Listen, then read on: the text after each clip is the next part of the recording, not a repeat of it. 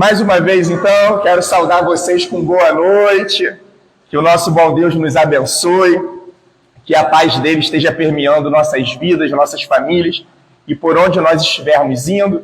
A gente também quer saudar vocês que têm assistido o nosso conteúdo, né? Seja talvez ao vivo, através do Instagram, ou depois o que fica gravado no YouTube. E a gente já queria pedir uma ajuda de vocês que têm acessado esse conteúdo, que vocês possam estar se inscrevendo no nosso canal do YouTube. O nosso intuito não é monetizar as nossas redes sociais, mas pedimos a vocês que compartilhem, que curtam todos os conteúdos do Instagram, os conteúdos do YouTube, que vocês estejam compartilhando para que mais pessoas possam ter acesso à palavra de Deus, a verdadeira, genuína, pura, simples, autêntica e poderosa palavra de Deus. E eu gostaria de orar com vocês nesse momento, já lembrando que hoje nós vamos fazer o estudo, a exposição do capítulo 12 do Evangelho segundo Lucas. Oremos. Pai amado, nós te louvamos, nós rendemos glórias ao teu santo nome, nós damos graças ao teu santo nome, nós te agradecemos por quem tu és, nós te agradecemos pela tua maravilhosa salvação, nós te louvamos pelo envio do seu Filho Jesus, nós te louvamos pelo envio do seu Santo Espírito, que habita em nós, que nos dá compreensão da tua palavra. E nós já pedimos, Senhor, que o Senhor possa nos dar entendimento, que nós possamos aprender tudo aquilo que o Senhor tem a nos ensinar neste momento, na exposição deste capítulo do Evangelho segundo Lucas. E nós queremos ir adiante, pedir ao Senhor que o Senhor nos dê amor à tua palavra e que o Senhor nos dê capacitação para que nós possamos ser obedientes a tudo aquilo que o Senhor vai nos ensinar esta noite. Que não apenas se traduza num ensinamento, num conteúdo teórico, mas que tudo isso possa ser evidenciado de forma prática nas nossas vidas. Senhor Deus, assim oramos ao Senhor, em nome de Jesus, que o Senhor possa nos atingir, Pai amado, através dessa palavra poderosa, seja aqui neste momento ao vivo, ou seja para os nossos irmãos e irmãs que assistirão depois esse conteúdo. Assim oramos no nome de Jesus. Amém. Então, meus irmãos, eu queria, como a gente tem feito, voltar aos últimos 2 versículos do capítulo 11, para nós compreendermos o desenrolar do texto, o desenrolar do que Lucas, inspirado pelo Espírito Santo, está nos comunicando através do Evangelho. Os últimos 2 versículos diz assim, os 53 e os 54 do capítulo 11. Quando Jesus saiu dali, os escribas e fariseus começaram a contestá-lo com veemência, fazendo perguntas a respeito de muitos assuntos, com o objetivo de tirar daquilo que ele dizia um motivo para o acusar. O que o texto bíblico está nos informando? Que nesse exato momento, nesse momento do relato bíblico, Jesus já estava sofrendo perseguição com mais veemência. Jesus e os seus discípulos já estavam enfrentando uma maior dificuldade em cumprir o seu ministério, em executar o seu ministério. E isso é muito importante, porque a gente vai ver que esses homens, eles estão permeados por motivos hipócritas. E eu já queria pedir algo a vocês, que nesse momento a gente já comece a olhar o texto bíblico e trazer para o contexto nosso hoje, trazer para o contexto nosso da igreja, trazer esse entendimento para os dias de hoje. É isso que nós precisamos fazer, compreender o texto no seu local com exatidão e transportar o que esse texto está nos comunicando, o que esse texto está nos revelando nesses dias de hoje. Então, a gente vê o capítulo 12 iniciando assim. Visto que milhares de pessoas se aglomeraram, algumas versões falam miríade. E uma miríade são 10.000 pessoas. Mas aqui o intuito do texto não é dizer com exatidão a quantidade de pessoas.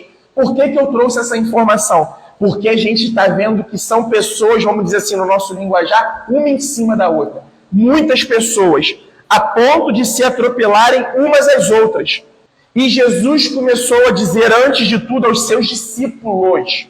Olha o que está acontecendo aqui. Uma multidão de pessoas, Jesus ensinando em meio a essa multidão de pessoas, mas ele está falando diretamente àqueles que o seguem. Ele está falando diretamente aos seus discípulos. E olha o que ele diz: cuidado com o fermento dos fariseus, que é a hipocrisia. Quem é o hipócrita, irmãos? Quem é essa figura que Jesus tanto condena? O hipócrita é aquele que diz uma coisa, mas a sua vida demonstra outra. As suas palavras falam uma coisa, mas a sua conduta diz outra. A sua teologia e o seu testemunho não combinam. Na teologia ele diz uma coisa, mas através do testemunho ele diz outra.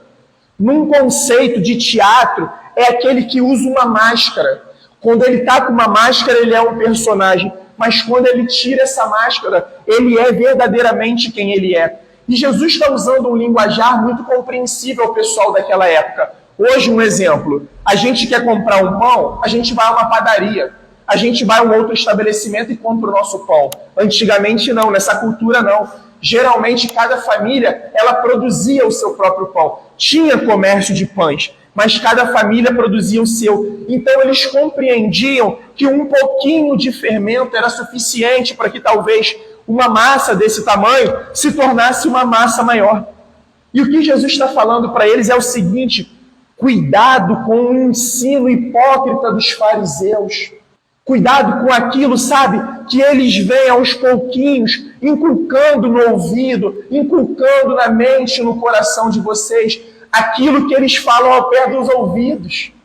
Geralmente o hipócrita, ele não é aquele, ele gosta de maquinejar, ele gosta, sabe, de colocar os seus falsos ensinos, de transmitir a sua maldade através do pé do ouvido.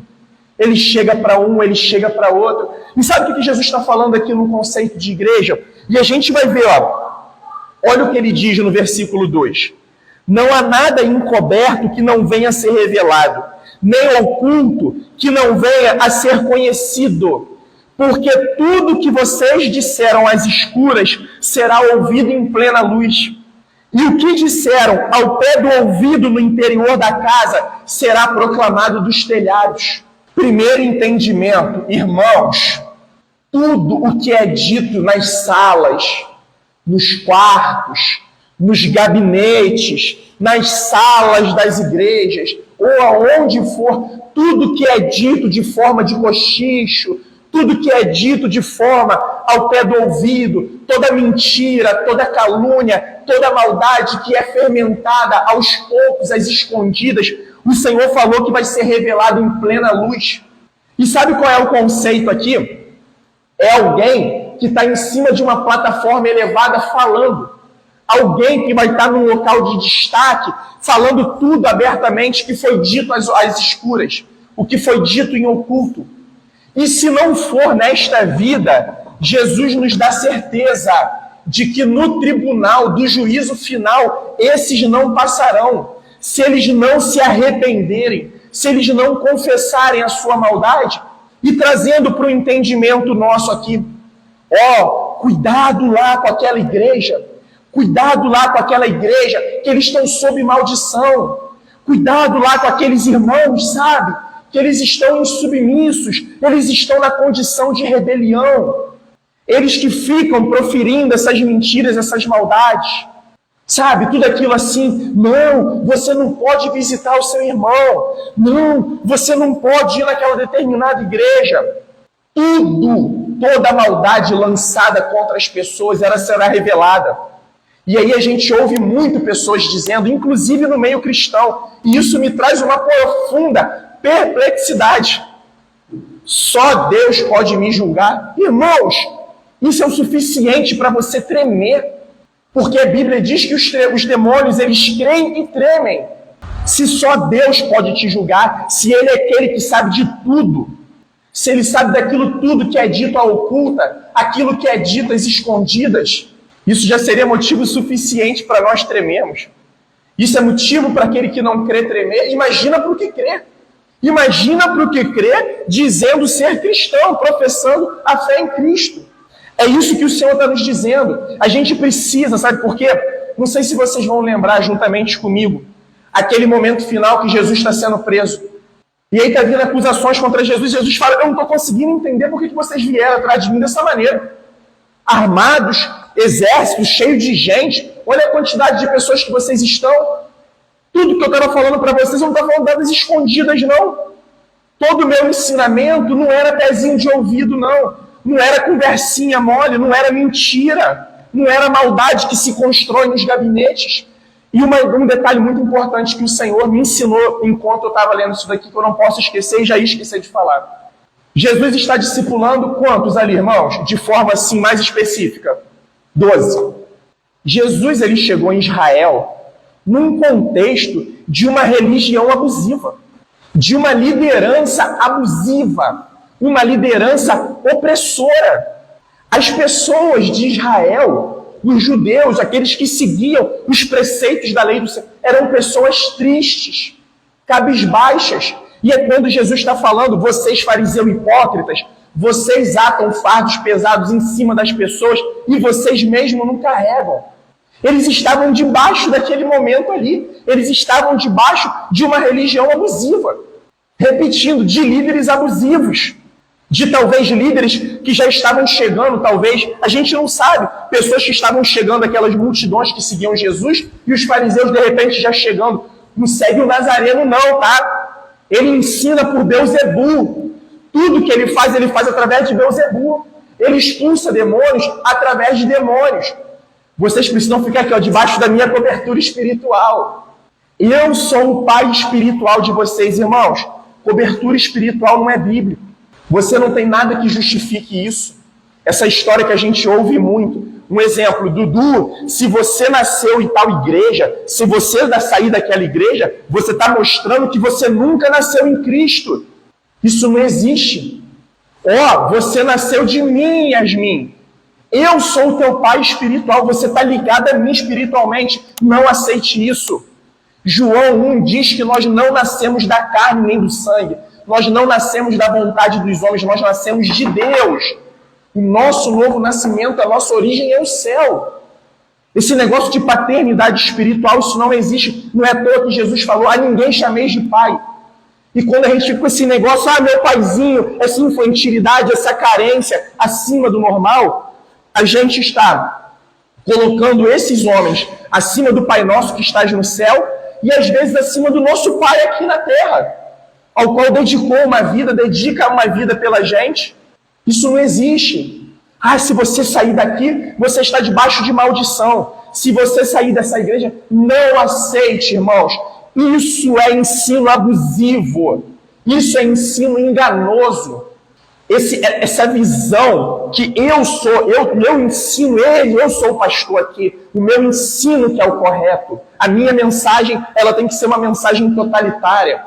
Se você discordar de mim um ponto, você está fora. Muitos absurdos. Se você sair daqui, o que é desligado na terra é desligado no céu. Não aceitem, irmãos, não aceitem. Isso é liderança, isso é religiosidade abusiva. Isso ao invés de trazer alegria nos nossos dias em meio aos sofrimentos, de trazer paz a gente em meio aos sofrimentos, isso nos traz ansiedade, nos traz tristeza, nos traz um medo acima do normal. E que é isso, se a Bíblia diz que o amor lança fora todo medo? Então não aceite doutrina que é pregada às escondidas. Não aceite doutrinas que são pregadas nos gabinetes. Aquilo que é inculcado ao pé dos ouvidos. Porque o nosso Cristo, ele fala tudo a plena luz. Ele fala tudo a todos, ele não tem o que esconder. E o texto vai seguindo, tá? E é a partir daí que a gente vai compreendendo a responsabilidade do que significa seguir a Cristo. Do que significa seguir a Cristo. E ele vai dizendo a esses discípulos. Lembra que ele falou que agora ele está falando diretamente aos discípulos? A quem ele está discipulando? Ele falou, olha só, fiquem tranquilos. Se estão caluniando, mentindo contra vocês, perseguindo vocês, não sejam vocês juízes. Depois vai em Romanos 12 que vocês vão entender o que eu estou falando, porque ele é juiz. Ele diz que ele é o vingador. E olha que ele está continuando falando a esses discípulos. Porque você imagina, irmãos, esses homens eles só conheciam o judaísmo através dos fariseus, através dos escribas, dos intérpretes da lei. Eles estavam presos àquela religiosidade que escravizava eles. Eu também me coloco no lugar desses 12. Imagina o quão difícil para eles que é se libertar disso, irmãos. Por mais que eles estivessem ali diante do Cristo, com a certeza de quem era o Cristo, mas eles são homens, eles têm medo. E não é à toa que isso vai mostrar. Jesus falou: Pedro, você vai me negar. Tu está dizendo que você é o cara que não vai me seguir. Se eu for morrer, tu vai morrer comigo. Tu não vai morrer comigo, não. Tu vai me negar. Todos vocês vão fugir. Mas vocês lembram o que acontece depois da descida do Espírito Santo? Jesus comunica. O Espírito vai falar a vocês tudo o que vocês precisam falar. O Espírito ensinou a eles tudo o que eles precisavam saber no momento exato. Quando o Espírito desceu, esses mesmos homens que enchiam eles de medo, eles se tornaram ousados na frente desses líderes falsos. Falsos pastores, falsos mestres. Lembra Jesus falando? Guias cegos, vocês estão guiando cegos. E essa é a nossa responsabilidade, como nós vimos aqui domingo. A omissão é a rejeição a Deus, e inclusive, eu recomendo a vocês, irmãos, vocês que estão aqui, os que vão nos assistir, se vocês ainda não tiveram oportunidade, o Senhor fala, assistam todos os vídeos, tá? Tudo que o Senhor tem falado através daqui. Mas assistam o vídeo de domingo passado, a pregação de domingo passado, assistam também a exposição do capítulo 11, para a gente ver a profundidade da gravidade do pecado da omissão. E naquele dia, Senhor, eu era um cego seguindo um cego. O Senhor vai falar: eu não te chamei para seguir cegos, eu te chamei para me seguir. Eu não te chamei para seguir homens, eu não te chamei para seguir denominação. Quem nos salvou é Cristo. O compromisso de cada um de nós que estamos aqui é com o Senhor Jesus, não é com os homens. E ele continua dizendo: digo a vocês, olha como é que ele chama os discípulos, meus amigos, não temam os que matam o corpo e depois disso nada mais podem fazer. Eu, porém, vou mostrar a quem vocês devem temer. Temam aquele que depois de matar tem poder para lançar no inferno. Sim, digo que a esses vocês devem temer. Lembra que Jesus falou que o Espírito Santo ensinaria a cada um o que falar?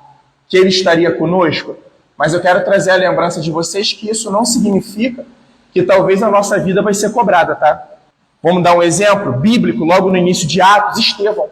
Estevão foi diante do Sinédrio, Estevão foi diante desses homens que estavam procurando uma maneira de denunciar e matar o Senhor Jesus. Esses homens que depois estavam procurando um jeito de matar os discípulos de Cristo. Aí não sei se vocês lembram que Gamaliel interviu. Gamaliel falou para o Sinédrio, para os fariseus: olha só, olha quantas pessoas já se levantaram em Israel dizendo que eles estavam em nome de Deus. E depois esses homens morriam, a obra deles parava. Se esses homens não tiverem em nome de Deus, vai acontecer o mesmo com eles. E esses homens estavam em nome de Deus. Quer um exemplo disso? Só olhar aqui agora a gente reunidos. Aquele evangelho, aquela igreja que iniciou lá, está aqui, firme e forte. Por quê? Porque Jesus é o Senhor da igreja. Voltando a Estevão. Estevão pregou com toda a ousadia diante do Sinédrio. O relato final, que os homens que estavam ali pareciam que viam um anjo no rosto de Estevão. O que aconteceu com Estevão? Apedrejado. Estevão foi morto, debaixo da permissão do Senhor. Claro que o Senhor permitiu que aquilo acontecesse, porque Ele é Deus, porque Ele é Senhor. Os caminhos dele não são os nossos caminhos.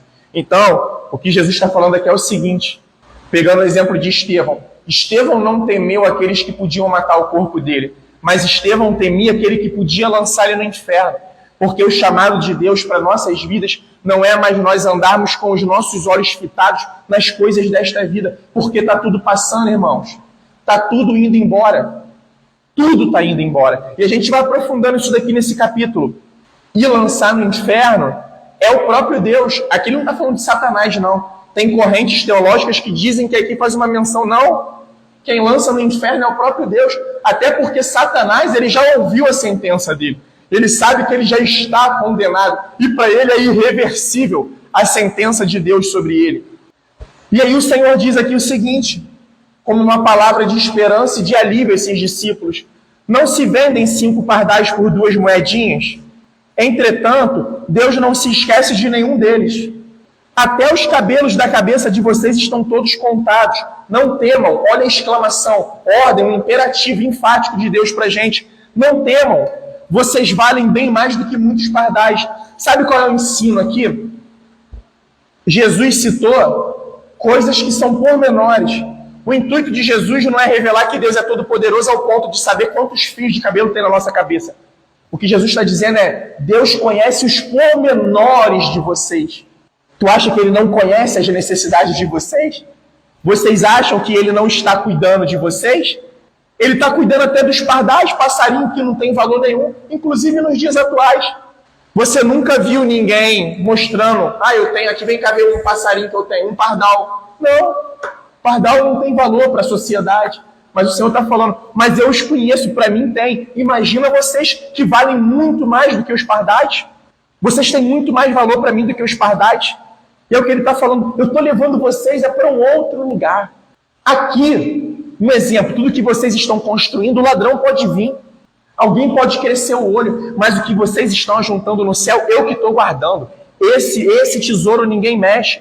E aí Jesus continua, digo mais a vocês, todo aquele que me confessar diante dos outros, também o Filho do Homem o confessará diante dos anjos de Deus. Mas o que me negar diante das pessoas, será negado diante dos anjos de Deus. E eu vou fazer uma pausa aqui rapidinho. A gente ouve muito isso daqui em apelos. Em apelos em momentos de culto, em momentos de sermão. A aplicação está equivocada. A aplicação aqui não é essa. Eu levantar a mão num culto, eu professo. Não é isso que Jesus está ensinando. Isso não é professar o Senhor Jesus. O fato de eu levantar a mão num culto, depois de ouvir uma frase dessa, que às vezes dá até medo nas pessoas. Se você negar Jesus diante dos homens, Jesus vai te negar diante dos santos anjos que estão no céu. Até eu com medo levanto. Mas não é disso que ele está falando. Não é esse ensino que ele está falando. Sabe por quê? Eu posso levantar a mão no culto e continuar com uma vida imoral aí fora. Eu posso levantar a mão no culto e estar sendo só um mero consumidor de sermão. De quarta em quarta, de domingo em domingo, de quinta em quinta, de terça em terça. E a gente vai aprofundando esse entendimento. Aquele que confessa Jesus é aquele que nega a sua vida no dia a dia, em todos os instantes, em todos os momentos. É aquele que não negocia a vida de Cristo através da sua vida. E o que nega Cristo, irmãos, as igrejas estão lotadas de pessoas que estão negando a Cristo. Sabe por quê? Elas amam o culto, elas amam o encontro social, elas amam a estrutura, elas amam, de repente, até os irmãos, entre aspas, os líderes, mas ao Senhor Jesus elas estão negando o tempo inteiro. Continuam envolvidas em coisas imorais, em tudo aquilo que o Senhor Jesus requer que os seus discípulos abandonem. Estão envolvidas em mentira, em calúnia, têm mais prazer em acusar um irmão, em fazer um irmão se sentir cada vez mal, do que estender a mão ao irmão, do que ajudar um irmão. Ouve qualquer mentira e sai espalhando qualquer mentira. E está chegando instruções maravilhosas do Senhor Jesus, e continua chegando. E ele continua, todo aquele que disser uma palavra contra o Filho do Homem, isso lhe será perdoado. Mas para o que blasfemar contra o Espírito Santo, não haverá perdão. E eu preciso confessar uma coisa a vocês. Por muito tempo, eu entendi esse texto aqui errado. Eu achava que blasfêmia contra o Espírito Santo era apenas acreditar a Satanás uma obra que estava sendo realizada por Deus. Vai muito além. Só quero ler com vocês um versículo de Isaías, profeta Isaías. Não precisa abrir não, eu vou ler aqui para vocês. Isaías 5, versículo 20. Ai dos que chamam bem, ai dos que ao mal chamam bem, ai dos que ao mal chamam bem, e ao bem, mal, que fazem das trevas luz, e da luz trevas, e fazem do amargo doce, e do doce amargo. Sabe quem é esse? É aquele que perdeu todo o tino do que é bem e mal. De repente, inclusive outras pessoas, um líder religioso, um pastor. Venho aqui e ensino com toda ousadia, falo com toda eloquência, com toda profundidade teológica, mas por detrás eu sou um demônio. Por detrás, ao invés de eu estender a mão, ao invés de eu ser aquele que carrega a mensagem da graça, Eu sou aquele que carrega uma mensagem da desgraça. Eu sou aquele que estou agindo talvez conforme esses fariseus hipócritas, que gostam de tudo aquilo que é feito em oculto, às escondidas. E é disso que Jesus está falando. Irmãos, guardemos isso, tá? O seguidor de Jesus, o verdadeiro discípulo de Jesus, não é aquele que se refreia de praticar o mal. Isso é importante. Mas o verdadeiro seguidor de Jesus é aquele que vive na prática do bem. É aquele que se dedica a se vencer diariamente e praticar o bem. Principalmente quando as pessoas não estão vendo. As ocultas. É aquele que talvez vai receber alguém em seu gabinete para poder começar uma fofoca e ele vai refrear essa fofoca. Ele vai falar, vamos parar isso aqui agora. Vamos orar por esses irmãos. Você está com algum problema contra o seu irmão? Vamos chamar ele aqui. Vamos resolver de forma que a Bíblia nos chama a resolver.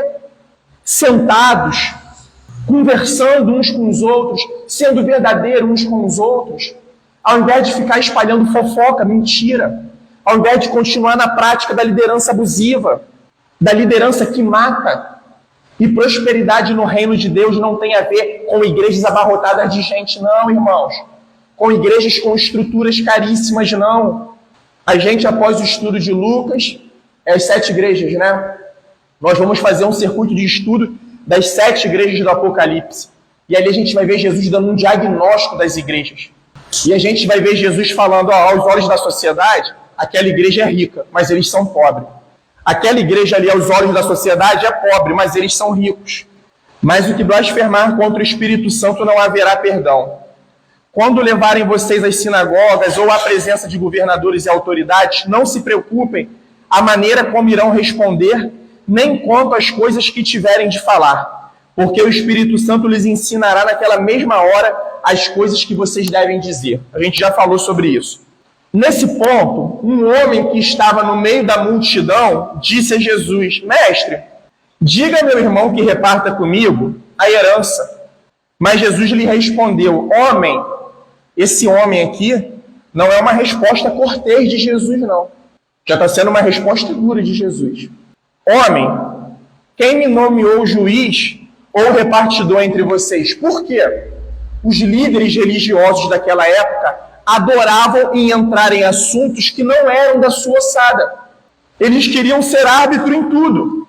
Eles, ao invés de trazerem os princípios bíblicos, vamos supor, um casal entrou para um gabinete. Ao invés dele trazer os princípios bíblicos para esse casal, o que a palavra de Deus diz? Ao invés dele dar um aconselhamento bíblico ao casal, ou a um irmão, a uma irmã, trazer os princípios de Deus, para que eles, debaixo de graça, da bondade do Senhor, consigam se resolver e avançarem, amadurecer, são esses líderes que querem estar intrometidos em tudo.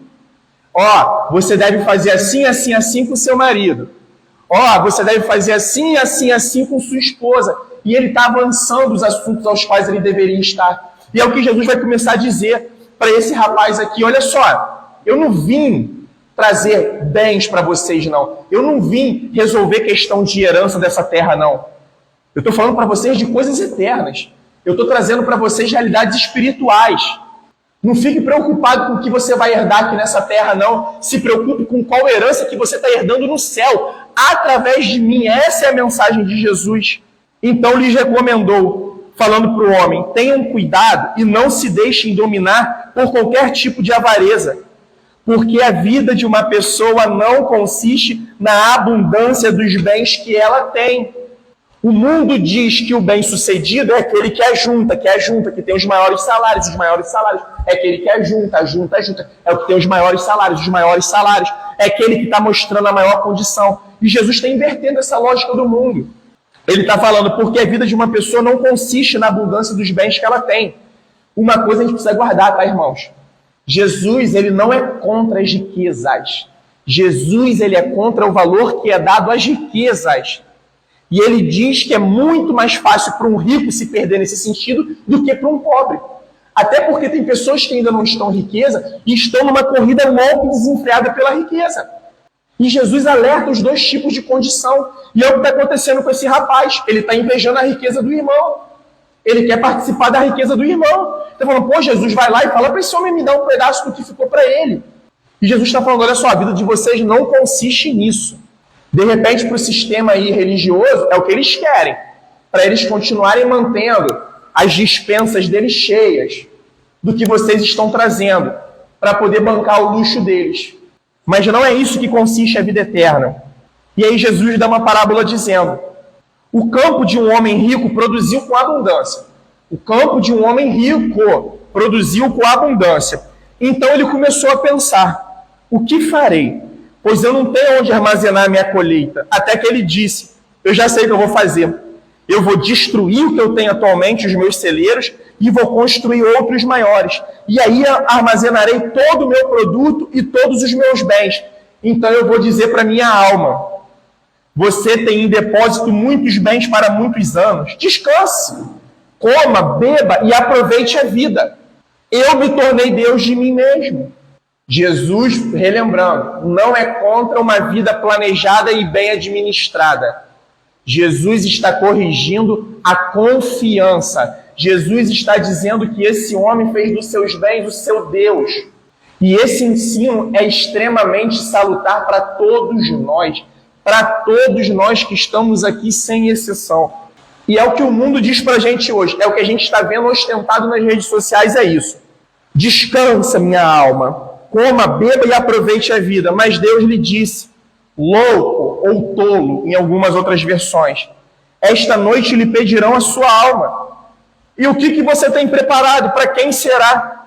E aí ele explica, assim é o que ajunta tesouros para si mesmo, mas não é rico para com Deus. E nós precisamos ter guardado essa compreensão. Irmãos, o Evangelho não requer algumas coisas nossas. O Evangelho requer tudo nosso, sem exceção. Tudo que eu vou fazer, tudo que eu vou pensar, tudo que eu vou construir, deve estar permeado pelos princípios cristãos, pelos princípios bíblicos. De que forma agora eu vou glorificar a Deus? De que forma eu vou contribuir para o avanço do reino de Deus?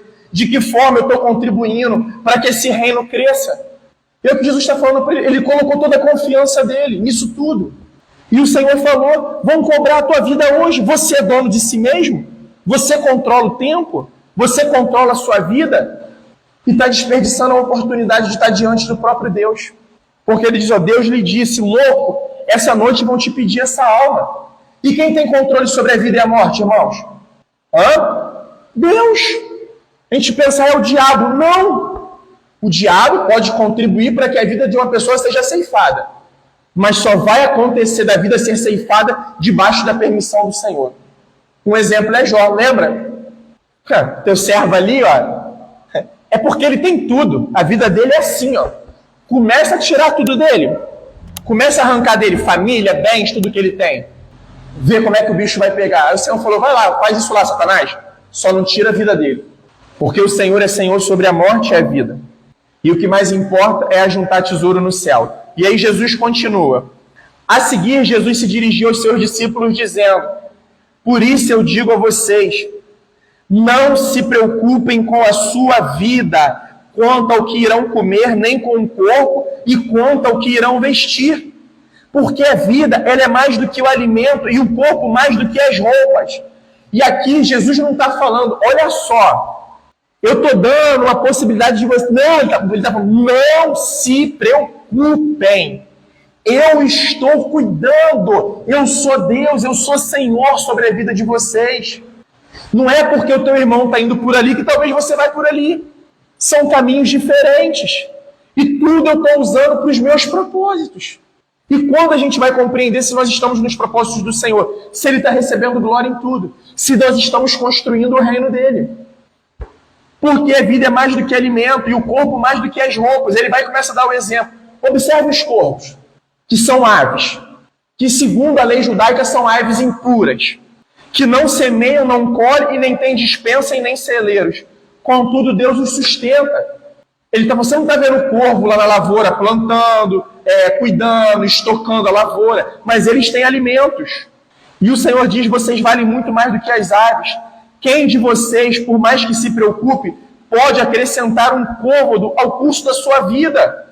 Portanto, se vocês não podem fazer aquilo que é mínimo, por que vocês se preocupam com as outras?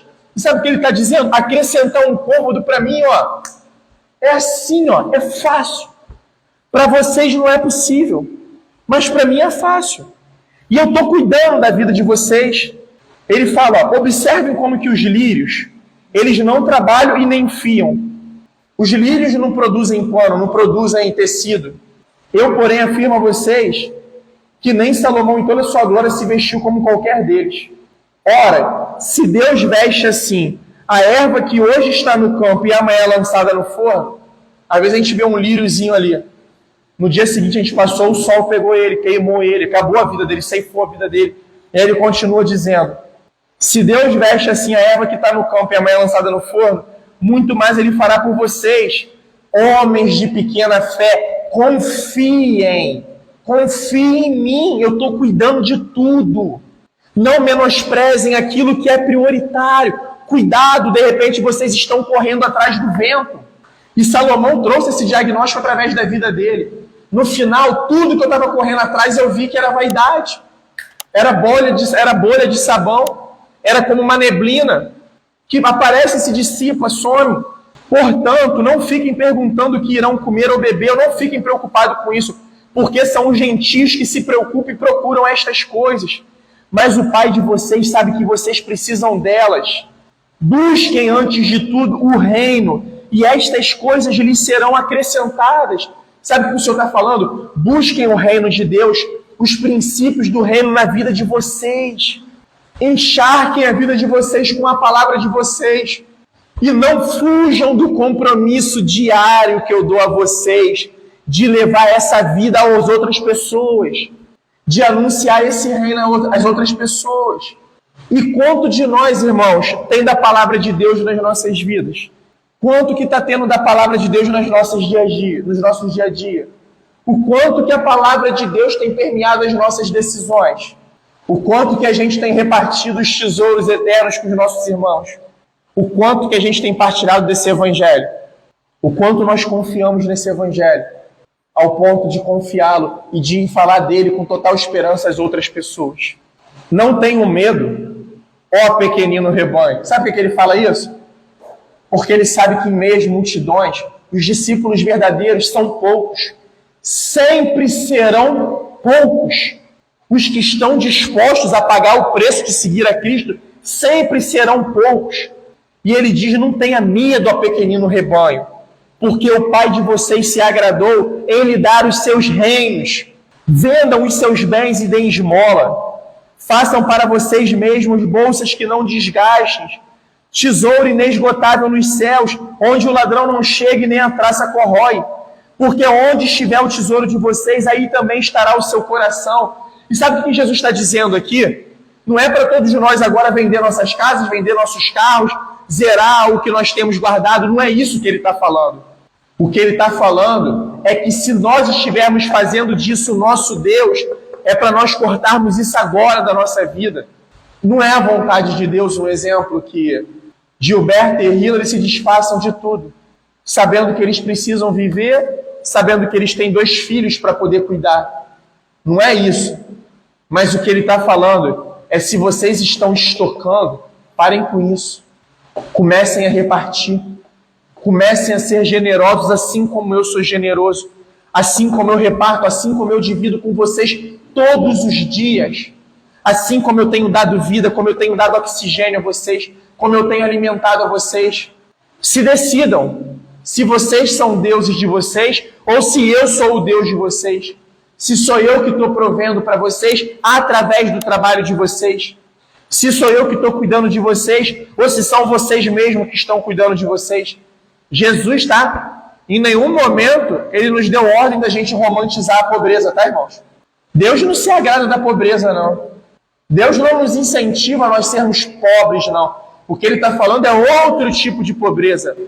É uma pobreza diante dele. De nós nos reconhecermos pobres diante dele, devedores diante dele. Eu posso ser o cara mais bilionário desta vida, mas diante de Deus é reconhecer que eu sou pobre. E aí, caminhando para o final da exposição, estejam preparados com o corpo cingido e as lamparinas acesas. Sabe o que significa um corpo cingido? Em posição, pronto para trabalhar, pronto para lutar. E as lamparinas é que não deixe se tornar trevas. Aquilo que eu chamei para vocês, que seja luz, que seja um ambiente de luz. Façam como os homens que esperam pelo seu Senhor, a voltar ele das festas de casamento, para que abram logo a porta, quando vier e bater. E aí ele continua dizendo: bem-aventurado aqueles servos a quem o Senhor, quando vier, encontrar eles vigilantes. Em verdade lhes digo que ele há de cingir-se, dar-lhe lugar à mesa e, aproximando-se, os servirá. Jesus invertendo os papéis aqui mais uma vez. Sabe o que ele está falando? Naquele grande dia, quando eu voltar, os servos que eu encontrar fiel, esses eu vou levar para aquele grande banquete. E sabe quem vai os servir naquele dia? Eu vou servir a cada um de vocês. Sabe o que Deus diz, Rafael? Se quando eu voltar você ser encontrado fiel, eu vou servir você naquele grande dia. Eu vou te colocar sentado na mesa e os papéis vão se inverter. Eu, sendo o Senhor, eu vou te servir. 38. Quer ele venha meia-noite ou de madrugada, bem-aventurados serão eles, se os encontrar vigilantes. Porém, considerem isto: se o pai de família soubesse a que hora viria o ladrão, ele não deixaria que sua casa fosse arrombada. Estejam vocês também preparados, porque o Filho do Homem virá a hora em que vocês menos esperam. E como que funciona a mente de um ladrão?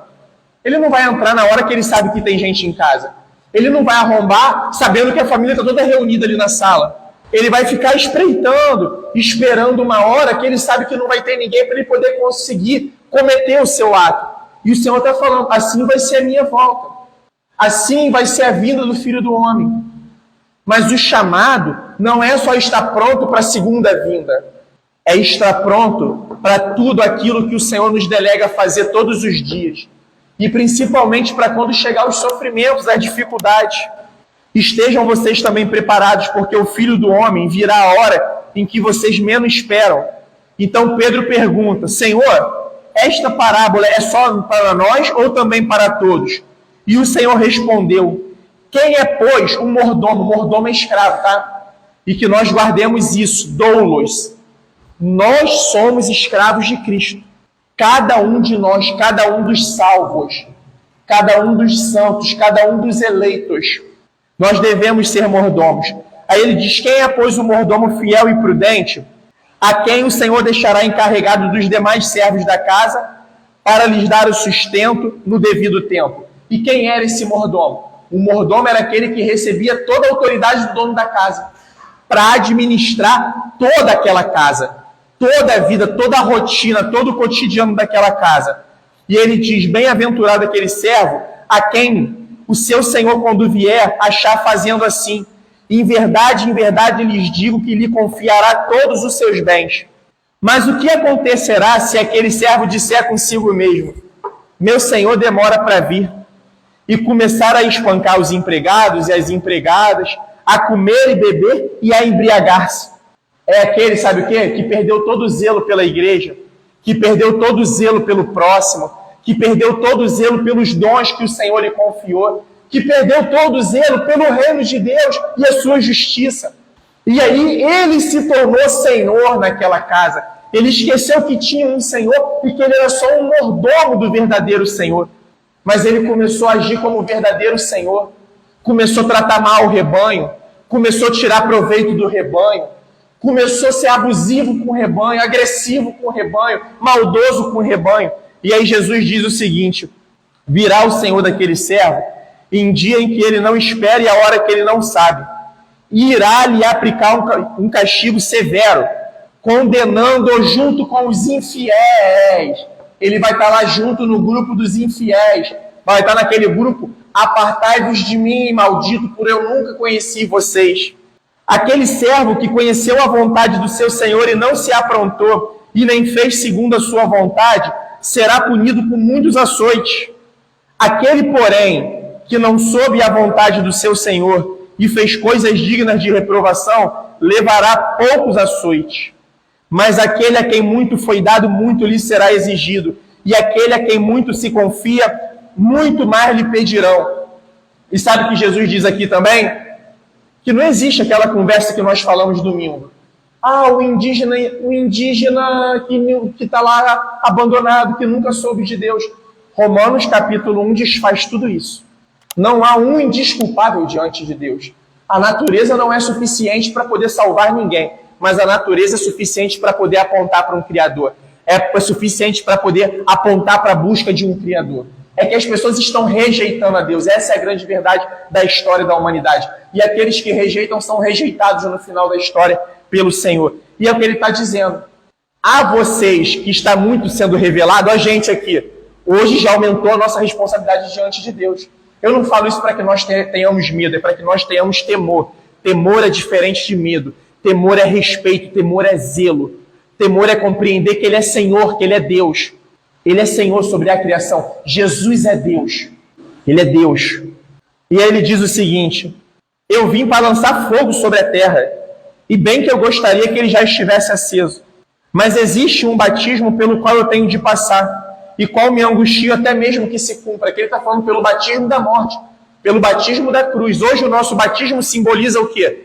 A morte para o nosso mundo, a morte para a velha vida, e o ressurgimento, a ressurreição com Cristo, em Cristo e para Cristo. E esse batismo que nós fazemos hoje só é possível, só faz sentido por causa do batismo de Cristo, por causa que Ele morreu na cruz por nós e ressuscitou. Aí ele diz: vocês pensam que eu vim trazer paz à terra, que eu vim dar paz à terra?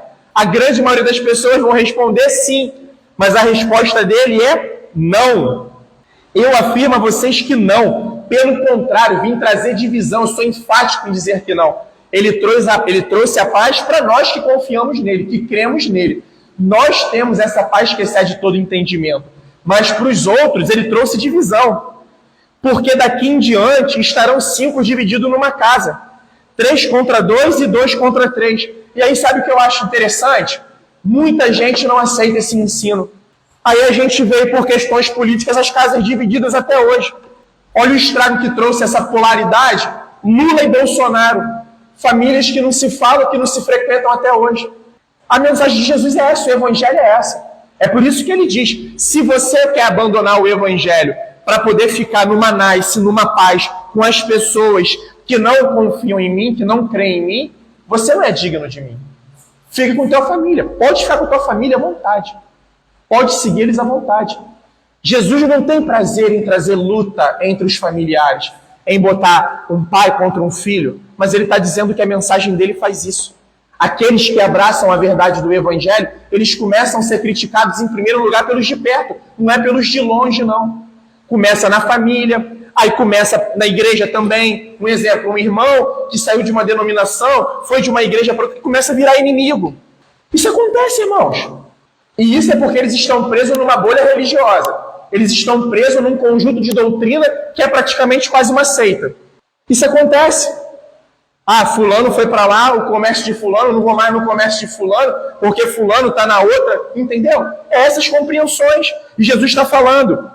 53, estarão divididos pai contra filho, filho contra pai, enfim, e todo o restante aqui. E ele continua dizendo às multidões: quando vocês veem uma nuvem subindo no oeste, logo vocês dizem que vai chover, e assim acontece.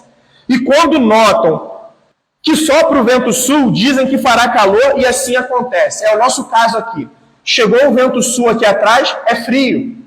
Vai começar a chegar frio, vai estar chegando a frente fria na cidade. E o Nordeste está soprando com força. É isso. Muita neblina de manhã. O calor hoje é forte. Aí Jesus vai e fala: hipócritas, vocês sabem interpretar a aparência da terra e do céu, mas vocês não sabem discernir essa época. Sabe o que ele está falando para a gente? O fim está aí fora. A palavra minha está se cumprindo, vocês estão vendo. Eu estou chamando a vocês a viverem de conforme ao meu chamado. Mas até quando vocês vão continuar agindo como hipócritas? Vocês conseguem ver tudo que é natural, mas a realidade espiritual. Vocês continuam preocupados com as coisas naturais até quando? E descartando aquilo que é espiritual. Vocês estão preocupados até quando com aquilo que é perene, passageiro, e descartando aquilo que é eterno? Até quando vocês vão se portar assim? Vocês não estão conseguindo discernir esses momentos? E finalizando, Por que nos julgam? E por que não julgam também por vocês mesmo que é justo? Quando você for com o seu adversário ao magistrado, faça o possível a chegar a um acordo com ele enquanto vocês estão a caminho, para não acontecer que ele, arrastando você ao juiz, o juiz entregue você ao oficial de justiça, e o oficial de justiça ponha você na prisão. Ele está trazendo um elemento do cotidiano. Léo, se está com um problema com o Roger, resolva fora dos tribunais esse problema com teu irmão. Procura o Roger, porque chega lá, vocês vão estar talvez na mão de pessoas injustas para dividir uma causa justa. E por que nos julga vocês aquilo que é justo, aquilo que é correto? Por que vocês nos julgam a mensagem que está lhe sendo ensinada, a mensagem que está lhe sendo pregada? Julga vocês se isso está de acordo com as Escrituras. Vê quem que está falando a verdade, vê quem que está com a mentira ou não. E o 59 finalizando, digo-lhe que você não sairá dali enquanto não pagar o último centavo. Sabe o que ele está dizendo? Vocês estão caminhando para um tribunal muito superior do que qualquer tribunal humano. Vocês estão indo para um tribunal ao qual, se vocês não tiverem justificados por mim, de nenhuma maneira vocês vão encontrar escapatória. Vocês estão indo para um tribunal que vocês não vão ter nem a oportunidade de abrir a boca naquele tribunal. É só olhar o livro de Apocalipse. Satanás entrando no tribunal e tentando falar alguma coisa, e a ele não foi dada a permissão de pronunciar uma palavra. Ele já está sentenciado. Não há um conserto, não há, vamos mexer aqui nessa proposta. Não há. Essa é a profundidade de seguir a Cristo, irmãos. Essa é a profundidade do Evangelho. Essa é a profundidade daquele que confessa a Cristo. Essa é a profundidade daquele que é vigilante com relação à obra do Senhor. Boa noite, bem-vinda, minha irmã. Essa é a profundidade do Evangelho do Senhor Jesus. E essa é a nossa oração, para que através do ensino verdadeiro, da pregação verdadeira da palavra do Senhor, o Senhor nos traga esclarecimento, o Senhor abra a nossa mente. Esse é o chamado de seguir a Cristo. É um chamado de renúncia, sim. É um chamado de nós negarmos a nós mesmos em primeiro lugar, mas é um chamado maravilhoso. O Senhor não está nos conduzindo para a glória deste mundo. O Senhor está nos conduzindo à glória eterna. O Senhor não está nos conduzindo para as moradas aqui desta terra. O Senhor está nos conduzindo para as moradas eternas. Eternas. Esse é o chamado para o cristão. Posicionamento.